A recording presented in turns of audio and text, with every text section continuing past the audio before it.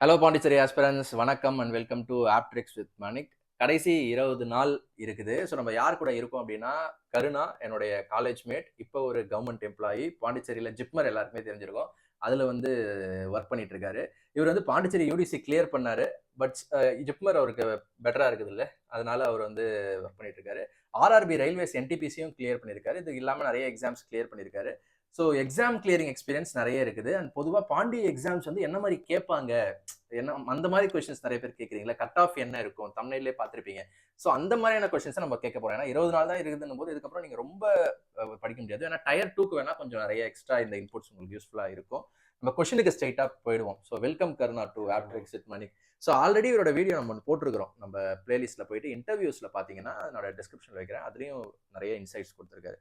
Okay, first cut off என்ன இருக்குன்னு சொல்லிட்டு கேட்டுக்கிட்டே இருக்காங்க பாண்டி எக்ஸாம்ஸ். ஏன்னா யூடிசி மைண்ட் செட் அந்த கொஸ்டின் பேப்பர் ஒரு மாதிரி இருந்துச்சு, எல்டிசி ஒரு மாதிரி இருந்துச்சு. இப்போ அசிஸ்டன்ட் வந்து எஸ்எஸ்சி பேட்டர்னா இருக்க போகுது. அப்போ எஸ்எஸ்சிலாம் கட் ஆஃப் வந்து கூரையை பிச்சுட்டு போகுது. 390க்கு 300 எவ்வளோ கருனா எஸ்எஸ்சி இப்போ டயர் 2 மீன்ஸ் இது டயர் ஆமா, டயர் 1க்கு நம்ம எஸ்எஸ்சி மாதிரி எதிர்பார்க்கலாமா? என்ன இருக்கும் கட் ஆஃப், அதை சொல்லிட்டீங்கன்னா நல்லா இருக்கும். கட் ஆஃப் வந்து ப்ரிடிக்ட்லாம் பண்ணுறது வந்து இம்பாசிபிள் தான் Mani. Before question paper cut off prediction வந்து ஓகே, யாரும் வந்து கட் ஆஃப் பற்றி ரொம்ப வரி பண்ணிக்கணும்னு அவசியம் இல்லை நான் நினைக்கிறேன். ஏன்னா வந்து உங்கள் ப்ரிப்ரேஷன் கரெக்டாக இருந்தாலே நீங்கள் கண்டிப்பாக எக்ஸாம் கிளியர் பண்ணலாம். ஸோ ரொம்ப கட் ஆஃப் பற்றி ஒரி பண்ணிக்க தேவையில்ல. ஓகே. அந்த இந்த பதிலை நான் சொன்னேன். அவங்க என்ன சொன்னாங்கன்னா, எங்களுக்கு ஒரு தெரியணும்ல, ஒரு மோட்டிவேஷன் வரணும்ல, ஒரு டெஸ்ட் போடுறோம். ஒரு எஸ்எஸ்சி சிஜிஎல் ப்ரிலிம்ஸ் வந்து அரௌண்ட் 150 வந்துச்சு. ஓகே, ஓகேவா? கொஸ்டின் பேப்பர் லெவல் வந்து easy level question paper. Okay. UR cut off வந்து 150னா இவங்க 100க்கு சொல்லலாம். 100க்கு 75. நம்ம பாண்டிச்சேரி அசிஸ்டன்ட்னால ஒரு 65 ஓகே அப்படின்னு சொல்லிட்டு நம்ம ஒரு ஃபிக்ஸ் பண்ணிக்கலாம். ஓகே. அப்போ அவங்க மார்க் டெஸ்ட் போடும்போது அவங்களுக்கு 65 வரணும்னு அவங்க எதிர்பார்க்கணுமா? இல்ல அந்த கொஸ்டினோட டிஃபிகல்ட்டின்னு ஒன்று இருக்குல்ல, மார்க் டெஸ்ட் அவங்க எந்த பிளாட்ஃபார்ம்ல போடுறாங்க, இல்ல ஒரு கோச்சிங் இன்ஸ்டியூட்னா என்ன மாதிரி அவங்க குவாலிட்டியில ரெடி பண்றாங்க, எல்லாமே இருக்கு. அப்ப நம்ம ரொம்ப வரி பண்ணிக்க தேவையில்ல, பெட்டரா ரொம்ப வந்து கட் ஆஃப் பத்தி ரொம்ப வரி பண்ணணும் அவசியம் இல்லை. அவங்களோட ப்ரிப்பரேஷன் வந்து கரெக்டாக வச்சுக்கிட்டாலே போதும். சூப்பர். ஸோ ஃபைனலைஸ் பண்ணிக்கோங்க. கட் ஆஃப் அந்த வேல்யூவை பார்க்காம உங்க பெட்டர் பண்ணிக்கோங்க. அதான் கருணா சொல்றாப்ல. ஓகே, இப்போ நெக்ஸ்ட் டெஸ்ட் வந்து இதுல எவ்வளவு போடணும்? ஏன்னா இதுல ஒரு சின்ன டிஃபரன்ஸ் வந்து 2 மணி நேரம் எக்ஸாம்னு சொல்லிட்டாங்க. அது என்ன டிஃபரன்ஸ் தரும் டெஸ்ட்ல? டெஸ்ட் வந்து நம்ம எஸ்எஸ்சி வந்து மார்க் டெஸ்ட் போடுறது வந்து ஸ்பீட் இம்ப்ரூவ் பண்ணுறதுக்காக, அதுக்கப்புறம் வந்து அக்யூரேசி இம்ப்ரூவ் பண்ணுறதுக்காக தான். எஸ்எஸ்சியில் வந்து 1 hour தான் எக்ஸாமு, சேம் 100 கொஸ்டின். இந்த 2 hours இருக்குதுன்றதால மார்க் டெஸ்ட் வந்து நம்ம டெய்லி போடணும் அப்படிலாம் வந்து எனக்கு அது ப்ரிஃபரன்ஸாக தோணலை. ஓகே, இந்த எக்ஸாமுக்கு 2 மணி நேரம் அசிஸ்டன்ட் 2 hours இருக்கிறதால ஆல்ரெடி நீங்கள் படித்த கான்செப்டை திரும்ப கிளியர் பண்ணா போதும்னு நினைக்கிறேன். சூப்பர். அப்போ ஒரு வீக்லி ஒன்ஸ் அந்த மாதிரி ஒரு டெஸ்ட் போடலாம். வீக்லி ஒரு 2 டெஸ்ட். ஏன்னா இப்போ அசிஸ்டன்ட் ப்ரிலிம்ஸ் கிளியர் பண்ணாலும் மெயின்ஸ்க்கு அவங்க மறுபடியும் ப்ரிப்பரேஷன் பண்ணணும். மெயின்ஸ் ப்ரிப்பேர் பண்ணி தான் ஆகணும். ஸோ ஒரு 2 டெஸ்ட், வெட்னஸ்டே 1, சண்டே 1. ஓகே, அந்த மாதிரி வச்சுக்கலாம்.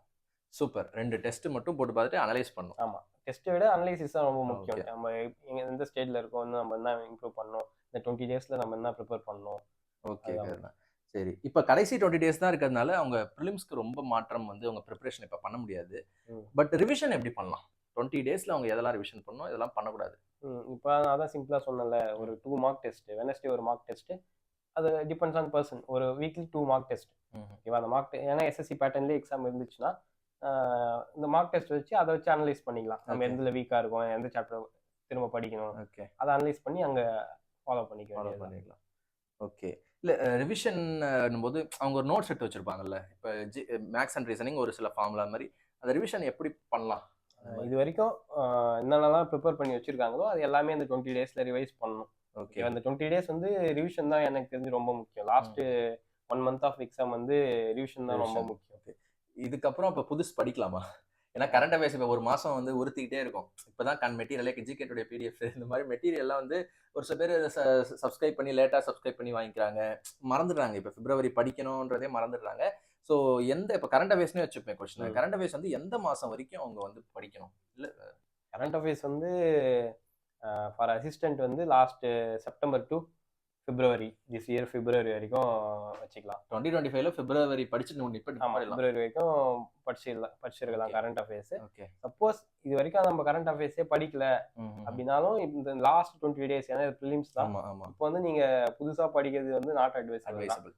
ஓகே, இதுல நீங்க வாங்குற மார்க்கை நீங்க ஆல்ரெடி படிச்ச ஆமா. கான்செப்டை ஸ்ட்ராங் பண்ணீங்கன்னா அதுல கிடைக்கும். Okay, super. நல்ல பாயிண்ட். ஆக்சுவலா ஜிஎஸ்ல ஒரு 2 5 மார்க் கரண்ட் அஃபேர்ஸ் வரப்ப அந்த ஸ்பெண்ட் பண்ற டைம் நீங்க குவான்ஸ் ரீசனிங்கோ இங்கிலீஷ்லயோ ஒரு சாலிடா ஒரு கான்செப்ட்ல ஸ்பெண்ட் பண்ணீங்கன்னா உங்களுக்கு இன்னும் கூட மார்க் அதிகமா வரும். இந்த மார்க் வந்து அங்க கிடைச்சிடும் உங்களுக்கு. சூப்பர். அப்புறம் இன்னொன்று பிப்ரவரியோட நிப்பாட்டிக்கலாம் அப்படின்னு சஜஸ்ட் பண்றாரு. ஓகேவா, சூப்பர்.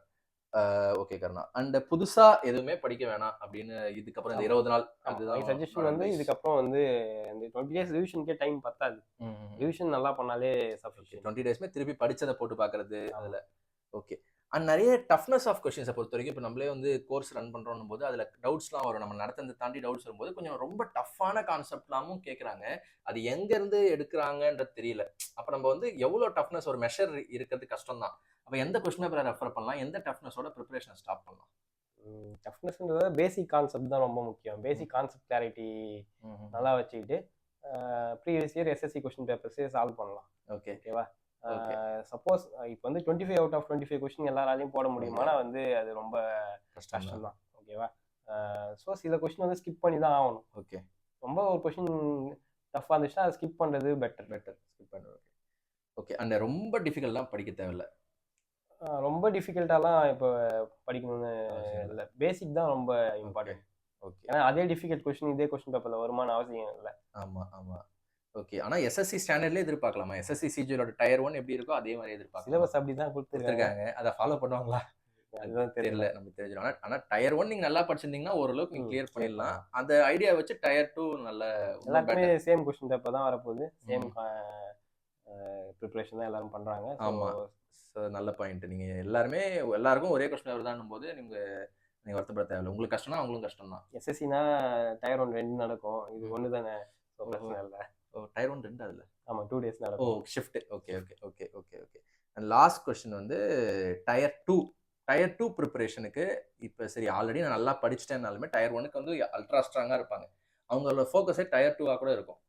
ஸோ டயர் 2க்குமே ஒரு சின்ன ஹிண்ட் எப்படி படிக்கணும், இப்பயே படிக்கணுமா டயர் 2க்கு?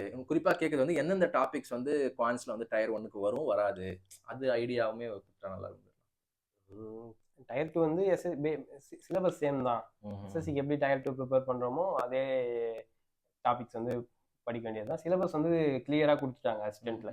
மற்ற எக்ஸாம் விட அசிஸ்டன்ட் சிலபஸ் வந்து கிளியராக பிடிஎஃப்ல. ஆமாம், அந்த பிடிஎஃப்லேயே சிலபஸ் கிளியராக இருக்கும். அந்த சிலபஸை பேஸ் பண்ணி ப்ரிப்பேர் பண்ணலாம். Okay okay. உதாரணத்துக்கு ஏதாவது எக்ஸாம்பிள் சொல்ல முடியுமா? இப்போ நம்ம வந்து குவான்ஸ் ரீசனிங் கோர்ஸ் கண்டக்ட் பண்ணுறோம்.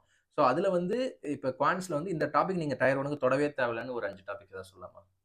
நம்ம ஸ்பெசிஃபிக்காக எதுவும் சொல்ல முடியாது. இன்ஸ்டால்மெண்ட் அந்த மாதிரி டாபிக்ஸ்லாம் வந்து ஸ்கிப் பண்ணலாம். ஓகே. ஒரு லெவல்லே அட்வான்ஸ் லெவல் ஆஃப் क्वेश्चंस. ஆமாம், இது நம்ம ஷூராக சொல்ல முடியாது. எப்படி வேணால் எக்ஸாம் கேட்கலாம். ஓகே. ஏன்னா மோஸ்ட்லி வந்து அந்த பூல் ஆஃப் கொஸ்டின்ஸ்லேருந்து தான் கேட்பாங்க. ஸோ அது இது வரதுக்கும் சான்சஸ் இருக்குது. Okay okay. ஸோ அப்போ ஃபஸ்ட்டு டயர் 1 ஈஸியாக இருக்கும், டயர் 2 டஃப்பாக இருக்கும் அப்படிலாம் இல்லை? அப்படிலாம் எனக்கு தெரிஞ்சு இருக்காது. ஓகே. ஸோ சூப்பர் கர்ணா. முக்கியமான ஒரு 5 கொஸ்டின்ஸ் கவர் பண்ணிட்டோம். கட் ஆஃபை வந்து ரொம்ப வரி பண்ணிக்காதீங்க. அப்புறம் டெஸ்ட் வந்து இந்த எக்ஸாமுக்கு வந்து நீங்கள் ரொம்ப டெய்லி போடணும் அப்படிலாம் அவசியம் இல்லை.